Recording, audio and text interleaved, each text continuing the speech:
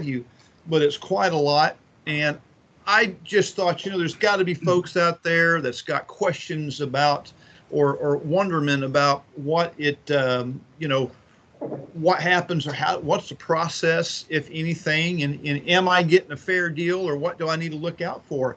And so Ms. Brandy Rader and myself, and thank goodness for Brandy, she is a nerve center here to make sure all this happens and this actually does happen. And so I certainly want to reach out to her and say thank you, Brandy, for what you do for us here in the Ag Nectar Resources Department and Horticulture Department as well. So thanks, Brandy, for everything.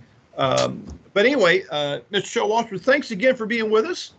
And I'm just going to turn the floor over to you, and we are just going to enjoy any knowledge you can, any and all knowledge you can send our way. So I yield the floor to you, sir. Thank you very much, Bill. I'm honored to be here to talk about a topic that I'm passionate about, eminent domain. We represent landowners exclusively, and I've been practicing law over 40 years and have done a lot of litigation matters and a lot of things involving real estate development, real estate valuation. And so eminent domain is kind of a confluence of those two areas of the law. And again, it's an area that I'm passionate about, have been working in this area for quite a long time, have handled many, many cases. Let's advance to the next slide, Jennifer. So working on this, we've handled several hundred cases. We've tried eminent domain jury trials. So it's an area that I like, and we like representing landowners in the process. I'm going to cover a fair amount of material today. Here's a little kind of bio. Let's move on to the next slide. I'll cover a fair amount of material today. Of course, the purpose of what we're talking about today is to educate and inform folks. Since I come from the kind of landowner's perspective, we kind of see the big picture on how condemning authorities try to handle these cases in a way that benefits them rather than us. But what we're going to do today is talk about the eminent domain process. And there are several sections. We'll look at the purpose of eminent domain, the legal rights that it comes from, the damages, different valuation concepts, things that you would want to know about if you may be impacted by eminent domain. And as we know, and Phil mentioned the Highway 36 project, we helped, I think, 150 or more landowners on that project, which stretches from Rosenberg all the way down to Freeport area. It's a hurricane evacuation route. There's tons of traffic if any of y'all travel that way, and the roads being widened. And we know, that's progress. We need mobility and safety in our transportation issues, but it does impact specifically people who are losing property. And there may be folks, and some of our clients have been born and raised on houses that are now going to be mowed down, or the right of way is going to come within just steps of their front porch. Businesses that are going to have to close or lose parking. And some of those things we'll talk about in a little bit more detail. But the purpose of today is to educate you and folks who may be impacted by eminent domain about the process of eminent domain. So condemnation, let's look at the kind of the source, the legal source of condemnation, where it comes from, and what restrictions, if any, are on the power of eminent domain. There are several kind of constraining factors, which are all kind of wrapped up in constitutional rights and due process from our constitutions. A couple of these provide some real protection to landowners. A couple of them are maybe a little more window dressing than otherwise. There have been a lot of movements in the legislature over the past few years to limit or restrict eminent domain power or abuses thereof, but those have not been really effective from what we've seen in practice in curtailing the use of eminent domain. Let's advance to the next slide. So let's look at some of these sort of legal restrictions on the power of eminent domain. First, it's supposed to be taken for public use. Theoretically or supposedly private property can't be taken just to help other private property interests. You know, there's kind of a gray area there. It's very hard to stop an eminent domain process. We're working on some cases where a few property owners through a municipal utility district have taken the right, used the right of eminent domain to take other people's property. And so it's still protecting private property at the expense of other people. So we see that, but the scope of the use is supposed to be for public, and it's supposed to be a public necessity, and the condemning authority is really only supposed to take the rights or the land that they need for their project. The legislature is where this right or authority comes from, and they've granted the right to school districts, the highway department, counties, cities, flood control districts, water control districts, all of these entities, and there are more pipeline companies, power line companies.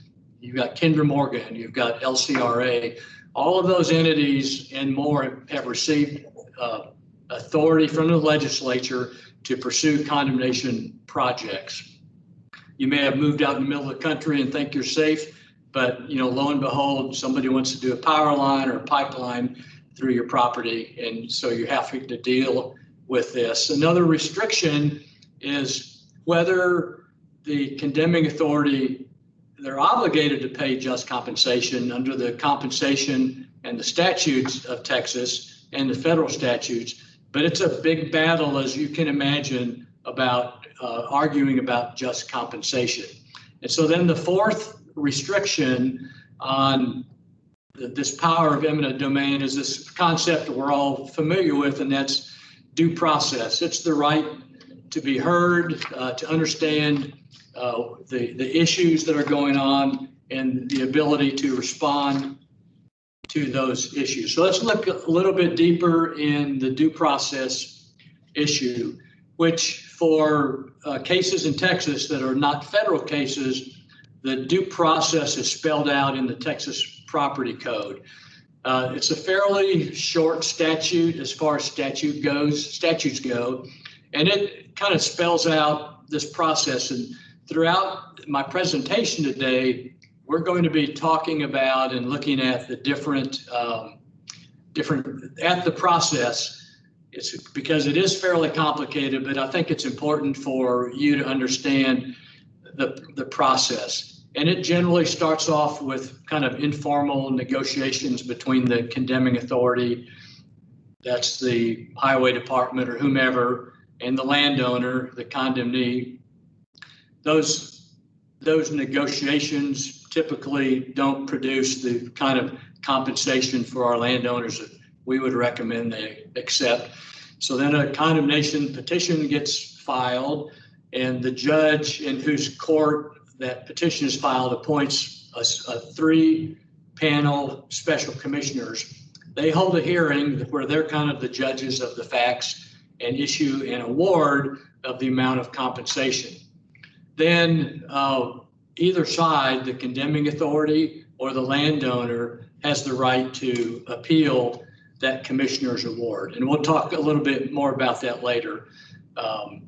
So the source of this power to take private property without your consent, even though the land is supposed to be valued as like a willing buyer, willing seller test, which is the basic definition of fair market value, it's really without consent, and it's using this power of eminent domain.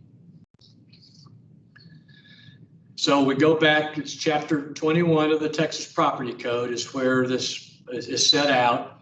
The Fifth Amendment of the U.S. Constitution provides that private property can't be taken for public use without just compensation.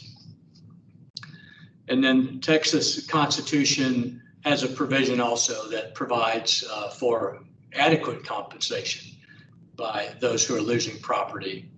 And so, as I mentioned earlier, the eminent domain is a power that the legislature has and can grant to entities that prove their project is a public necessity or public purpose. We've seen some issues where pipeline companies have gone in and said and gotten permission to take people's property and have represented to, say, the Railroad Commission, we're going to use this pipeline as a common carrier to collect production from oil and gas wells and then send it to refineries, when in fact the pipeline company is just moving its own product. And there have been some instances where that power of eminent domain has been contested on behalf of pipeline companies. But often once one of these public entities has decided they want to exercise their power of eminent domain, then there's really not much stopping them. There's not much really relocating routes. Sometimes that happens, but typically the condemning authorities don't really care how it impacts people. They want to go ahead with their project. So before I move into some more detail on the steps in the condemnation process, I'm happy to pause now and take a few questions and answers about the legal aspects of what we've just talked about with the power of eminent domain. And if there's anybody that has some questions they'd like to ask right now, I'll be happy to take those. Yeah, folks, by all means, ask away. And David, as we go through, if I'll tell folks if you have questions you want to type into the chat box, you can do that as well. And Mr. Showalter, I'll watch the chat box. If a question comes up, if it's all right with you, I'll pop in and say, hey, we have a question. But if you got it, if you want to, folks, if y'all want to voice the question, by all means, please do so. And the chat box feature may be the most efficient way to do that, Phil. So okay. So good. Yeah, and I'm happy to be interrupted or answer specific questions as we go through the presentation, and then of course at the end we'll have whatever time folks need or want to talk about it further. That sounds mighty fine. That'll be great. Perfect. So let's look more at the steps of the condemnation process, and it's a very kind of confusing process. The statute is fairly simple or straightforward. But if you get down into it and don't understand the deadlines, it can be kind of fatal to your case or fatal to full compensation, adequate compensation. And a lot of times folks think, well, I can't fight City Hall, I can't stop the state of Texas or this big powerful pipeline company. They're going to take my land and I just have to take what they offer. That's really far from the truth. There are a lot of things that can be done if you have somebody representing you that understands the process. And you've got to be on the lookout for each step along the way. If you miss some deadlines, then the case can be over. If you respond promptly and appropriately to the different deadlines and milestones along the way, you keep your options open for getting just compensation. So let's look in more detail at these steps in the condemnation process. The first step is the condemning authority has an appraisal made and they make an offer. Sometimes you'll see a condemning authority, and almost all of them hire an acquisition service. It's pretty rare that like TxDOT or a pipeline, and sometimes they will, but that they'll reach out directly to the landowner. And we run into these property acquisition service, TRC, PAS, a lot of different names, Percheron, a lot of these different companies that are really kind of landmen or agents for the condemning authority. And they will sometimes appear in person on folks' doorstep, make an offer, tell them how great it is that landowners are going to participate in making this public road better or providing a path for a pipeline. Sometimes people get asked to donate property. Often the agent or representative will establish a relationship. They're always nice people, and see if they can get the landowner to agree to something. They may not even have an appraisal at that point, or they have one, but they're not showing or willing to show the landowner. Those negotiations, we think, usually do not help the landowner get adequate compensation. So the authority then gets an appraisal, and they'll present that appraisal to the landowner, business owner. Maybe it's an apartment complex, maybe it's rural acreage, maybe it's a house, maybe it's a convenience store.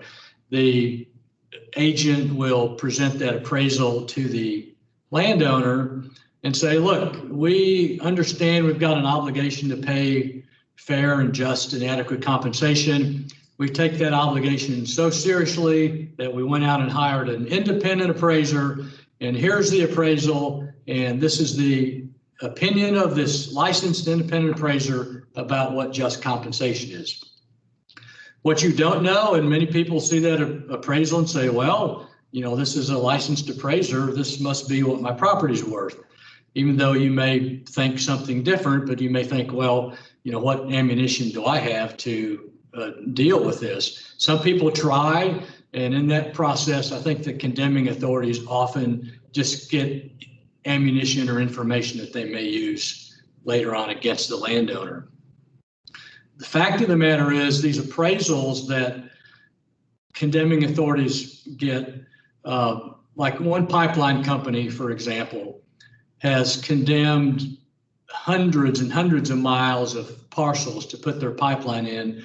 And they've used the same appraiser for the biggest chunk of that project. And it's an appraiser that I've seen show up in the Valley for power line projects. This guy and his company have done thousands of appraisals for these condemning authorities. And surprise, you know, when we gather all the information, those numbers are very low. That appraiser is being paid a fortune to work on all these cases. And so when an individual landowner sees an appraisal, they don't understand that background or context and don't realize that the values that are being presented in that appraisal really don't tell the whole story. And like most stories, there's two sides to every story. And that's where we like to help landowners fully explain the value of their property. So even at that point, it's rare that we will accept an offer or be able to negotiate a resolution of the matter that we think is adequate for the landowner. And we say, no, you just need to go ahead with the initiate the condemnation process. And so what that is the filing of a petition for condemnation. And it's often a county court. Sometimes it's a district court. If the case is big enough, there are overlapping jurisdiction among the two courts. But most of these are in county court. The county court at law judge has a list of people who are willing to serve as what we call special commissioners. And so the judge will appoint these three people. They don't have to have any specific authority or knowledge. A lot of times the judges will maybe try to appoint a lawyer, someone involved in the real estate business, and then a lay person. So when we get those three names, we have the right to strike one of those three because often we will know the commissioners or we'll get information that leads us to believe, well, maybe somebody else might look a little more favorably on the landowner's valuation position. But once the three commissioners are in place, they really kind of take charge of the proceeding. It's all administrative at this point. But again, the condemning authority's acquisition company is kind of facilitating this process. But the three commissioners will schedule a special commissioners hearing where both sides can show up and present information about what adequate compensation should be. There are times when we decide to not go to the hearing. We don't waive any rights or lose any rights, but what we have to be careful of is make sure we timely object to the award. And we'll talk about that more in a little bit. But once the special commissioners, they'll hold their hearing, and these can take an hour, 2, 3, 4, 5 hours. And then all the participants will be excused either from the room. We should do all these in person. Some of them are still being done virtually, but the participants will be excused. The special commissioners will deliberate, and they're on the spot within 20, 30, 40 minutes will come up with their award, their opinion of how much money should be awarded to the landowner. At that point, the condemning authority has to deposit that amount of money, and almost in every case, we get an award that's higher than what the condemning authority wanted to pay. Not always, but in many cases we do. In many cases, it's quite a bit higher. So even if the condemning authority doesn't like the amount of the award, they have to deposit that amount in the registry of the court.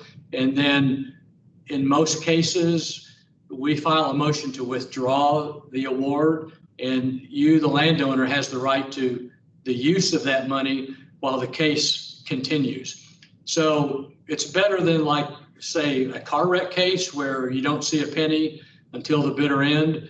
In eminent domain cases, we can get money early on in the process for the landowner while we continue to work on the case. And so let's go to the next section. So after the award, it turns into kind of a regular lawsuit where the condemning authority can send written discovery to us, interrogatories, requests for production, all that kind of information to say, okay, what's your position on this or that? Why do you think the property has this value?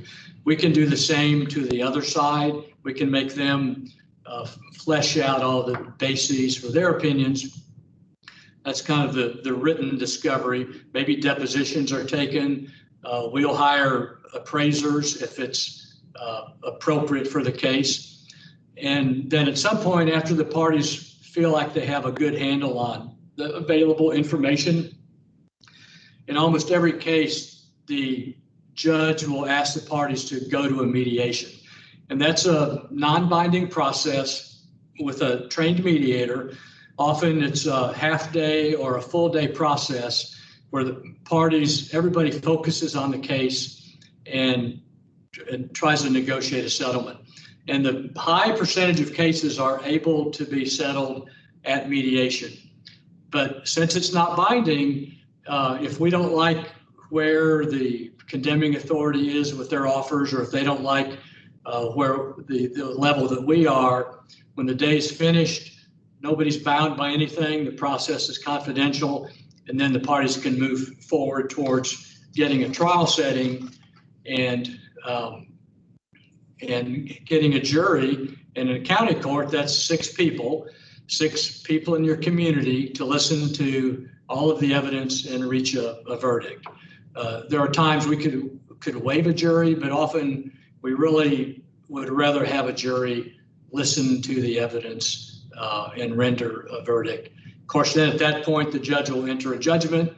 One side or the other still has a right to appeal, which they can, which takes more time. But kind of the beauty of the process is that after that special commissioner's hearing, the money is already kind of in the landowner's hands to use while the process continues. So they don't really have you over a financial barrel in the meantime while that's going on.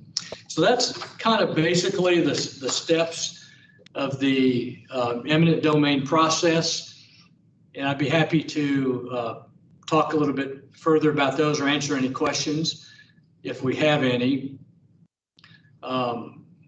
Otherwise, what we'll do is kind of begin talking about the kinds of damages that landowners and property owners are entitled to in these kind of cases. And this is an area where we find it to be very, very complicated. I've dealt with a lot of people who are sophisticated in real estate values, maybe brokers or investors that have had a lot of experience in real estate. But there are things that you can and cannot recover as damages in an eminent domain case. And there are a couple of reasons for this. One, for example, circuity of access. Let's say before a project, you could just like drive right into your property, which, as we know, having access is valuable attribute to property. After the project, maybe you have to go down the road, make a U-turn, and then come back and then drive into your property. And FM 359 is an example. Highway 36, when it's finished, you're going to see a lot of examples where people used to be able to leave their property and go north or south or enter the property from either direction. You're not going to be able to do that. And even though that impacts the value of a piece of property under condemnation law, that circuity of access, as long as access is not substantially impaired, is not a compensable item. And the reason for this is I think the legislature and the courts have decided that as a public policy matter, it would just raise the cost of condemnation so much that it might be unfeasible. There's always a big fight about trees and landscaping, about whether those are compensable, and there's different ways to get compensated for those. The basic principle of law on trees, it might be a 100-year-old pecan tree or an oak, but it's supposed to be valued as part of the land. And if you've got 2 acres with 2 big trees and 1 acre or 2 acres without any trees, the question is the bare acre or land worth more or less because of the trees or not? Not what would it cost to bring in a tree like that, which can be scores of thousands of dollars. There are different ways to argue that, but it's that particular issue we deal with all the time. So damage to the remainder, which is the slide we're looking at, is an area it's really complicated, and a lot of times, many times, the appraisal for the condemning authority won't even include damage to the remainder, or they'll say we've considered it and there is no damage to the remainder, or there is damage to the remainder, but it's a very small percentage of the remaining value. You may have a road where the roadway was 100 feet from your front door. After the project, the new right-of-way is within 30 feet or 20 feet of the front door. Well, obviously, there are safety and hazard and noise concerns in that scenario, but often the condemning authority's appraiser will say, well, we don't see any impact on the remainder. That's an area that can be difficult to prove, but needs to be looked at. Often you'll see the condemning authority say, well, our right-of-way comes within 20 feet of your front door, but the edge of the pavement is going to be 50 feet away, so you're not harmed by this project. The fact of the matter is, if the right-of-way comes to within 20 feet of your front door, the condemning authority has the right to do pavement or whatever it is they want to within their right-of-way with no restrictions. So just because their engineer may say today the edge of pavement is farther away doesn't mean it's not going to be closer. And this is the one time to get adequate compensation for the landowner. So we have to value the harm to the remainder as if the full amount of the right-of-way is going to be used. So often you'll see different ways that a remainder is impacted.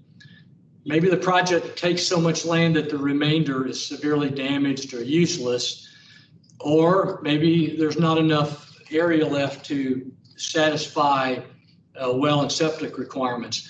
Most of you all know that now current health department regulations require you to have at least 1 acre for a well and septic, and you have to have a certain separation between where your well is and where your septic spray field is. And so we've had cases where maybe the property started off 1 acre in size or 1.5 acres in size, and after the taking, it's below 1 acre. Maybe you can get a variation, but there's no guarantee that you can, because the health departments are getting much more strict on allowing variations to this well and septic issue. So if you're left with a remainder that's too small to satisfy these regulations, you may not be able to use the rest of your land to either build on, or if you want to add on or change your improvements there. So you're stuck with a piece of land that your only hope is to maybe an adjoining landowner will buy it. They know you can't do anything with it, so you can expect that you're not going to be able to get very much for it. Or maybe you've got a small commercial building or a strip shopping center where a row of parking is being taken. As we know, parking is critical to the success of a business or a church. And if you lose a parking area, or you can't circulate traffic in and out, or you can't comply with county or city setbacks sufficiently because the right of way is now that close to your property, then again, your value to the remainder and your long-term ability to develop it is severely impacted. Let's look at a couple of examples of just this kind of instance. Now, this is a case we worked on down in the Needville area. This was a house. It was a rent house. The client was going to convert it into a commercial use, for example, a nail salon or appraisal office or an insurance office. But the project came just right to the front edge of the house and took out part of the carport. So in this case, the state acknowledged that the house was 100% damaged and need to go, even though it's really not touching the house.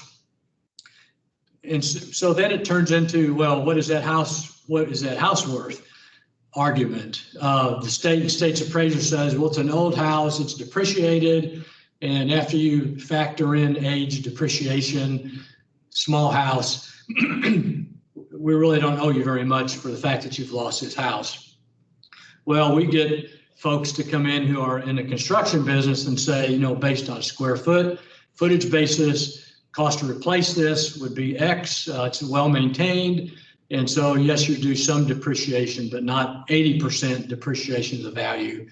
Or maybe we'll look at it from an income approach standpoint. This house could generate rental revenue of $1,500 a month, and a gross rent multiplier would say take 100 to 110 months times your gross rent.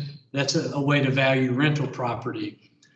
Another way to value commercial property is to determine your net operating income and apply a capitalization rate to it to prove the value of that income stream. So there are several different ways to value property that we take into account. But here, I kind of got off track there. This is an example of how the project has come so close to or touch the improvements that the value is rendered useless or unsafe. Let's look at an example of a taking in a rural area. Here, TxDOT's widening Highway 36, and it's the red outline that we have there, the red box. And what's left, this was about a 3-acre parcel to start with. What's left is that blue triangular area that's, I think it was 3,000 to 8,000 square feet. Of course, not room for a well, not room for a septic, really nothing that can be done to that parcel. And so in that case, the commissioners awarded a good amount for the part that was taken, and then essentially 100% of the value of the remainder because it was worthless. And the state, you'll ask, well, the state, why don't you just go ahead and buy that little extra piece? that's worthless since you're taking it anyway. And the state says, we only take what we need.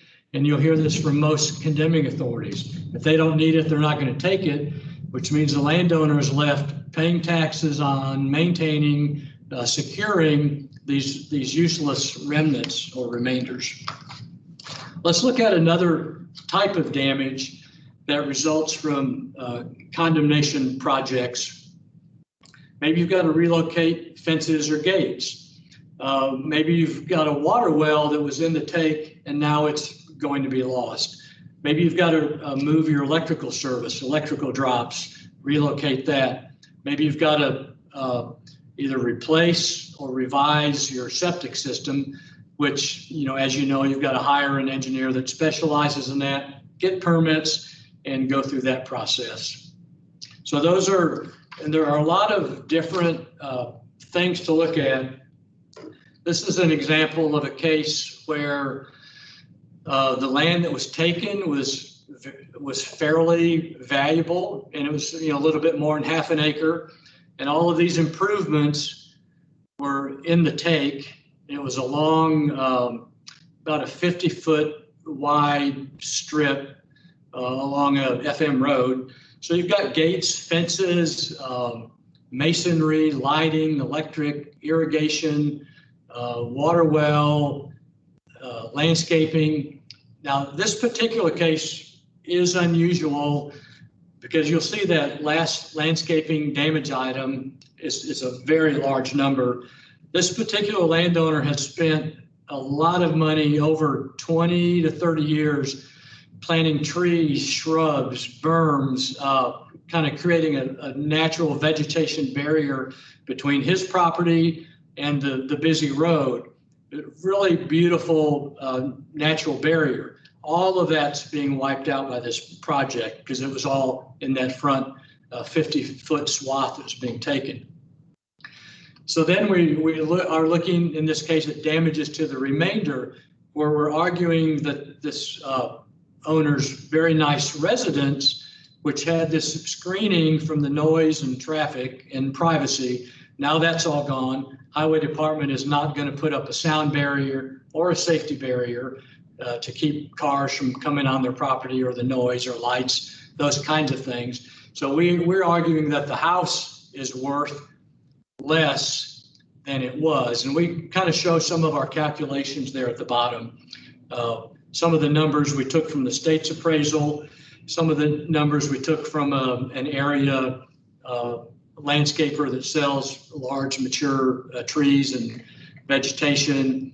And then for the value of the improvements, we kind of showed our calculations, how we took the cost to build it new, the size of the residence. It was well maintained, so we said, we know you're entitled to depreciation, but we'll give you 20%. And so we multiplied those numbers and came up with our value, depreciated value of $180 a square foot. And so then that helped us get the value before the project. And so we estimated that the damage to that property was about 25%. So that's where that $183,000 comes from. And so we asked the special commissioners to award over $2 million. The offer in this case was under $700,000. The commissioners awarded $1 million, and we've objected to that award because we think it's not high enough. And we will proceed towards trial. Along the way, we'll have a mediation, and I suspect we'll get the case settled for something north of $1 million. That's our plan. So the compensation issues, and like if you've got a commercial property, we've worked on cases where like a bank had to relocate its foyer to another side of the building. That was what our damage model required. So if you're creative and kind of understand what they have to do or what you can make them do, then you have a lot of options. But just, different examples of projects that you'll see are there's pipelines, roads, flood control projects, detention, all of these different types of projects, and power lines, It just kind of goes on and on. We're working on some cases in where counties and county flood control districts are condemning just entire parcels of land to dig out big ditches for detention to try to save flooding from other people. And the consequence is our clients have to lose land. Some of it's been in the family for 80 to 100 years. So we've talked some about damages. I want to talk some about kind of valuation concepts. These are things that we see in appraisals all the time and that we argue about, and that landowner needs to be aware of, but it just helps you understand why you need representation. And in a proper case, we would hire an appraiser to help us prove up these things, because appraisers help us find comparable sales. They help us explain why the amount being offered by the condemning authority is not adequate compensation.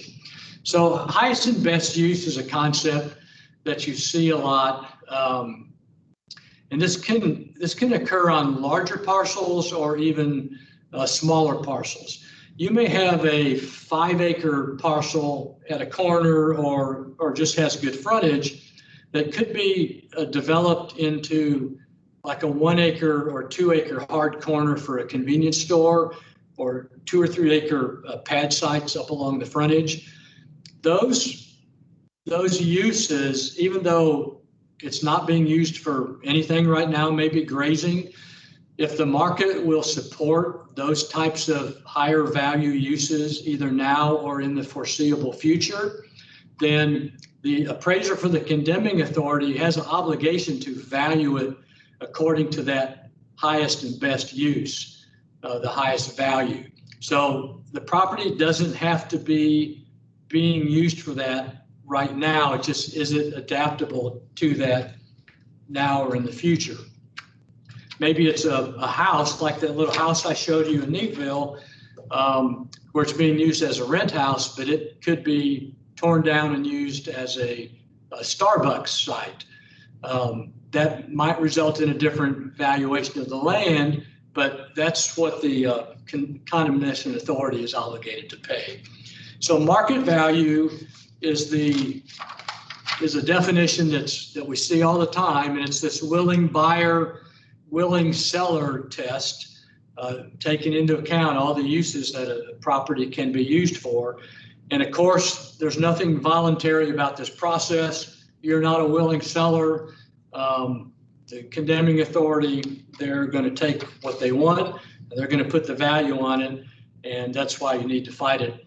Some people will say, well, I want to value my property based on what the condemning authority paid my neighbor or somebody down the street. Unfortunately, in condemnation law, the amounts paid by a condemning authority to take land is not evidence of fair market value, because that's not a willing buyer, willing seller transaction.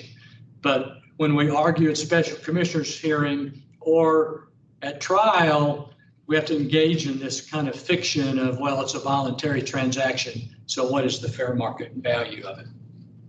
So another concept that we look at is this property owner rule, which is it's really important. There are times when either an appraiser will be too expensive for the process, or for whatever reason we don't want to use an appraiser. But a landowner, even though you're not licensed as an appraiser, there's an exception under the law that a landowner can testify about the value of their own property as long as they have a basis for it. You can't testify about your neighbor's property unless you're licensed as an appraiser. Of course, an appraiser has a license, they can testify about anything, but the jury doesn't have to follow, and neither do the special commissioners. They don't have to follow what the experts tell them. And so many times we'll go to a hearing, sometimes even trial, and we've done this successfully, where the landowner testifies, and we'll help them get prepared on comparable sales, evidence, and information, and be able to articulate an opinion about value. But this property owner rule is very important. And, you know, experts can rely on hearsay. Usually in a court proceeding, you can't testify about hearsay. Somebody told me this, somebody told me that. But experts can, like I talked to so-and-so and they sold this property for $20,000 an acre or $10 a square foot. Property owners have that same leeway. And so if they've talked to appraisers, real estate agents, neighbors, other people that have bought and sold property, they can talk about that hearsay information as part of the support for their opinion. So the landowner or property owner rule is a real important principle in the law that we take advantage of. So another valuation concept is this concept of separate economic units. This kind of ties into the highest and best use that we just talked about, but an appraiser has an obligation to value property at its highest value. And so there are different ways to look at a parcel. If it could be subdivided or developed into smaller uses that would result in a higher value, then the landowner is entitled to show those higher values. Again, it can't be speculative. Like, I'm going to develop a subdivision. I'm going to have 100 lots. I'm going to sell my 100 lots for $50,000 each. So you owe me $5 million. Well, there's too many variables or factors in this kind of subdivision development. What's going to be the cost for your funds, cost of sales, cost of development, how much are you really going to sell them for? So that's kind of the speculative subdivision argument that is not allowed. But we do know that where you have an example of, say you've got a 40-acre farm site, and we're seeing sales of 10-acre parcels in the neighborhood, then it would be reasonable to identify a value based on those smaller parcels. Same with a 5-acre parcel that I could sell my 1-acre corner for $6 to $10 a square foot. A lot of times you'll see the condemning authority appraiser say, well, this land is worth $20,000 an acre. We're taking an acre of your frontage. Therefore, we should pay you $20,000, when in fact you could sell that acre for $5 a square foot or $250,000. So let's look a little bit more about separate economic units. They've got to value property at the highest and best use. And if that includes cutting it up into smaller pieces, then they've got to consider that, and including commercial use. I want to show you a couple of examples from some cases that we've worked on. This was a parcel about 1,100 acres on Highway 59. And even though the area was not generally, landowners weren't generally in the area dividing it up into, 5 or 10 acre parcels, here our appraiser believed that a front economic unit of, say, 85 acres with 35 on one side, 40 on another was an appropriate way to value it. And of course, that resulted in a higher value. Another case that we're working on is a pipeline that cuts across 40 acres. And here we're demonstrating how this 40 acres could be divided into 4 10-acre home sites, which are hard to find in some of these rural areas. But the way this pipeline cuts through there, it pretty much destroys a big chunk of the value of this property and how it would be laid out.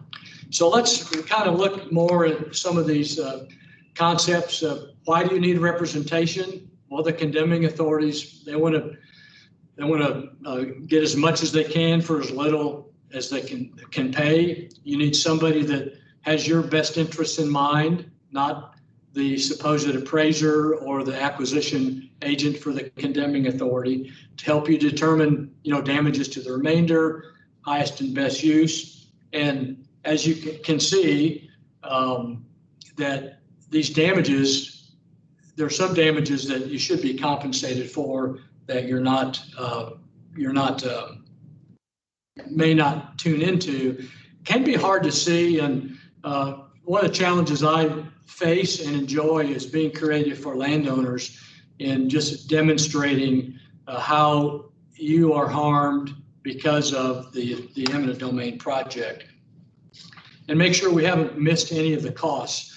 Relocation is a whole kind of separate, complicated animal, but it can provide a kind of a potent extra amount of compensation for a landowner in the right cases. So there's a lot of things to consider. So as we move on, it is your land. We talked some about the Special Commissioner's Award, how that money gets deposited. One important factor is that once that money is deposited, the condemning authority then has the right to take possession of your land and can evict you because they want to start their project. Even though we're continuing to argue about value and that dispute's not resolved yet, the deposit of the award gives them right to take possession. So you really don't want to forfeit the right to keep your options open. We almost always object to the award because you still get the money and we keep our options open to fight for more money. There are a few cases where you don't want to withdraw the money, where we believe that the condemning authority doesn't have the right to take your land.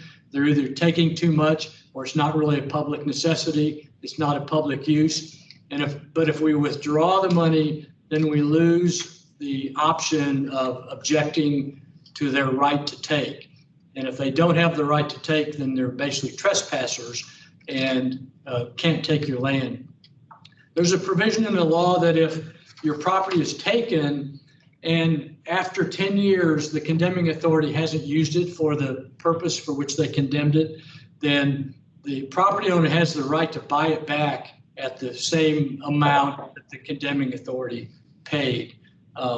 It's not something that happens very often, but it does happen, and I've seen that happen in some pretty high-profile and expensive cases. So to kind of sum up where we are, what we try to do and what you should seek out is somebody who will protect your interests, negotiate on your behalf with condemning authorities, level the playing field and seek just compensation. We want to reduce the stress and hassle for you. This is kind of a niche area of the law.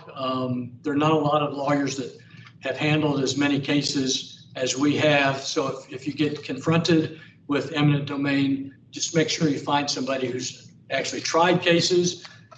Some condemnation lawyers try to play both sides of the fence. They're representing condemning authorities, one day and landowners on the next day. We've decided we are just going to represent landowner attorneys, and that's where our loyalties lie. So with all that said, when you get inklings that condemnation may occur, get help because sometimes these projects will drag on for years and years. Highway 36 is a great example. TxDOT started talking in 2008, maybe earlier, about widening Highway 36. They had public meetings. Development kind of froze. People didn't know, should I buy, should I sell? If I'm going to sell, what is it I'm going to have to sell? So the market kind of got froze. And then all of a sudden, TxDOT had the money. They decided they wanted to do the project, and they started condemning property. So the first inkling you have, start getting ready, get somebody to help you get ready, and gather valuation information or evidence. TxDOT and some of the others have public meetings which they have to take input. But typically at that point, their engineers have already decided where they want the road to go, and there's little that they will do, in our experience, to actually change the route of it. Pipeline companies are very secretive about what they do in their routes. It's hard to get that information before they actually start the process. So that's why it's good, when you find out that something's in the works, start getting ready. Under the law, you only are entitled to like 20 days notice of the special commissioner's hearing. So if somebody really wants to, a condemning authority, they can get their special commissioners appointed, file suit, get their special commissioners appointed, give you 20 days notice of the hearing, and then you just don't have that much time to get ready. So we appreciate the opportunity to talk to you today. I appreciate Phil and Brandy giving us the chance to chat with you guys. We're always willing to help and happy to help. So if there are any questions, I'd be happy to take those at this time.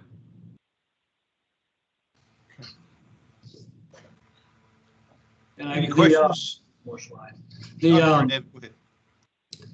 And the presentation, excuse me, Phil, will be available. I think Brandy's going to make it available to those who want it or will request it. So, and we'll be happy if anybody has any calls to talk to folks along the way. Excuse me. Go ahead, Phil. Oh, no. You said it perfectly right there. Pardon me for interrupting, David. I'm just going to mention to everyone, by all means, again, don't be bashful. Ask away while you have the opportunity. What a value today to find out general information, which somewhere could cost you, but here we're offering it to you. So we thank you, David. And I will tell you that being a landowner myself and inheriting farmland and living on the farm that my father and grandfather owned prior to me, we've had pipelines come through the corner.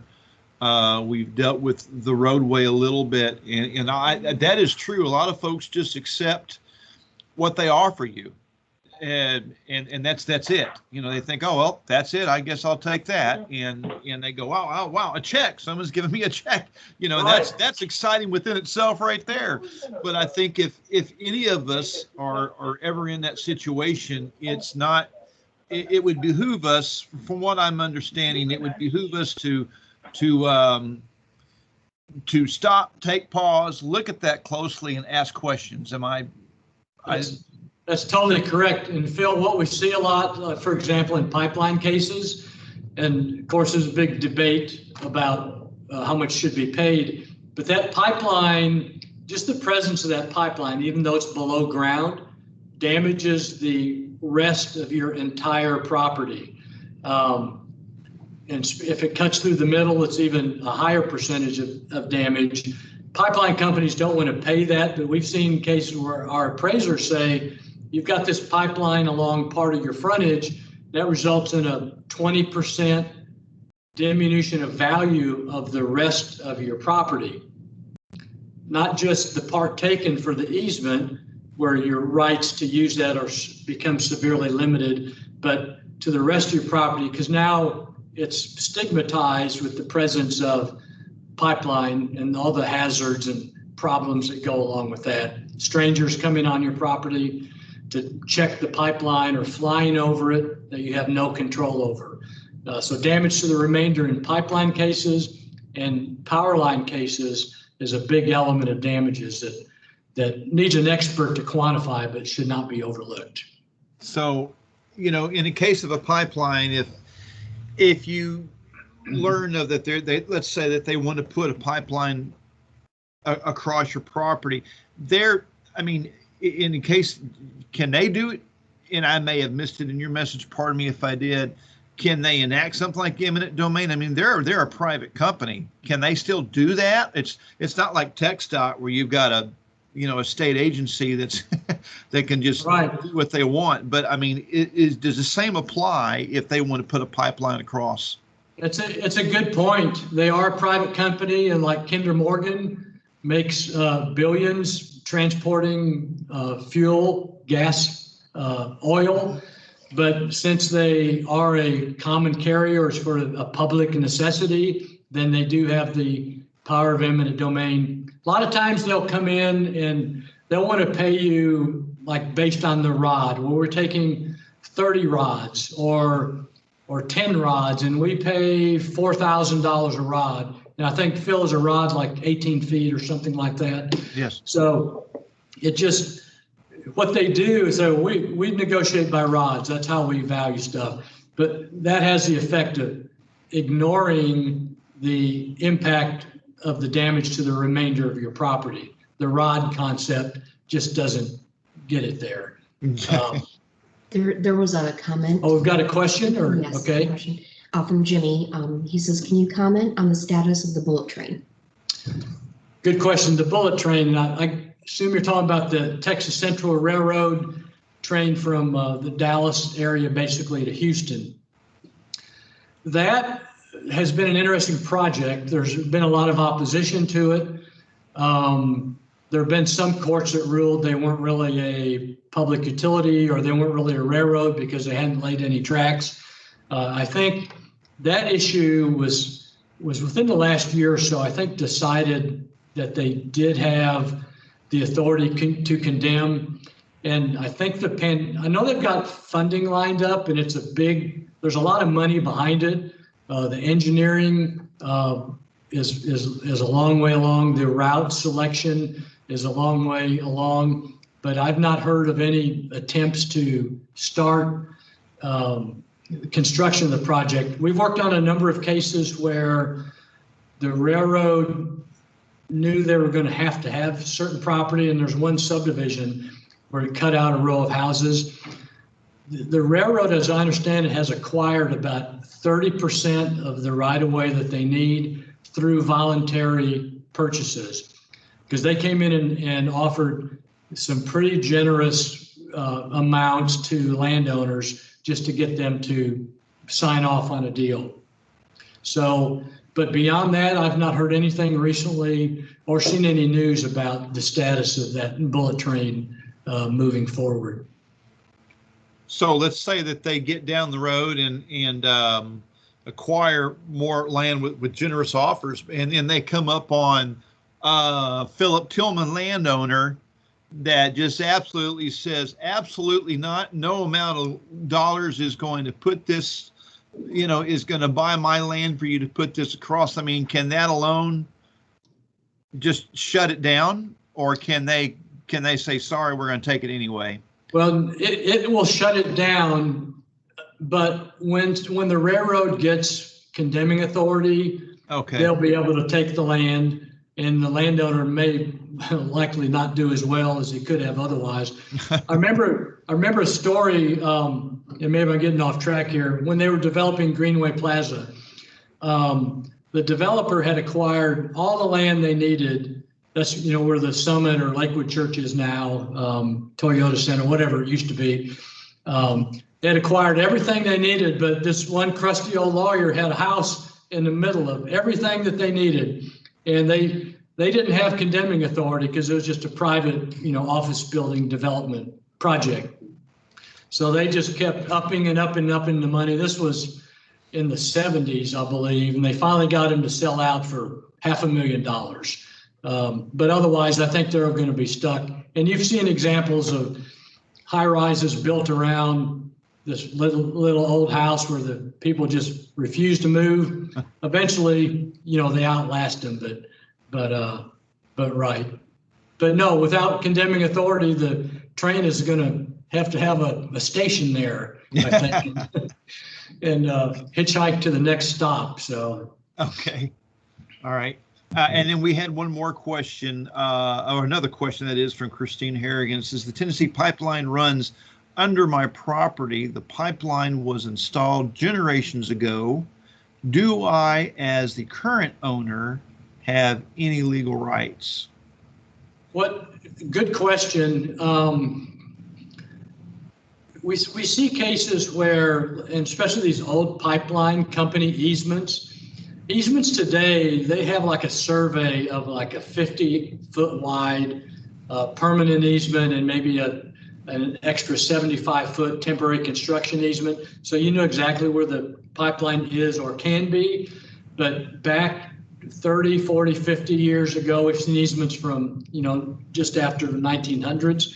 they were kind of blanket easements where this pipeline company had the right to install a pipeline across this property, and it doesn't say where it is. So you'd have to go back to that old easement language that's recorded of record to see where that pipeline route is or what rights they do have. And so those rights are there. Sometimes if the pipeline's been abandoned, the easement could be abandoned, and the pipeline company would sign something relinquishing their rights. These pipelines, can stay active for a long, long time and still impact the property and the use and value of the property. Okay. So I don't know if I answered that question or not, but it's it can be difficult if you have one of those sort of blanket leases and you're trying to develop your property. Well, what are my rights? Where is this pipeline located and where is it going to be? I guess it depends on what you can put over the top of that pipeline too. I mean, what kind of development you're looking at. Good. Exactly. Current easements, agreements, whether it's through condemnation or otherwise, will you can't build on it. You can maybe do parking on it. You can maybe build a road across it. But today you've got to get the permission of the pipeline company and submit engineered drawings and get their approval. But you can't drill any water wells on it. You certainly can't produce oil and gas. You can't build a house or a barn on it. So it's going to be clear cut and clear basically forever. So you do lose the use of that land. The pipeline company say, well, we're just taking an easement. You still have the right to use your land. But the fact of the matter is it's not been harmed, 25%. It's harmed 90 or 100% plus the rest of your property. Wow. That's good to know. Good to know. Okay. Well, we're at 2:09, so we're ahead of schedule, but at a good spot. Is there any other questions?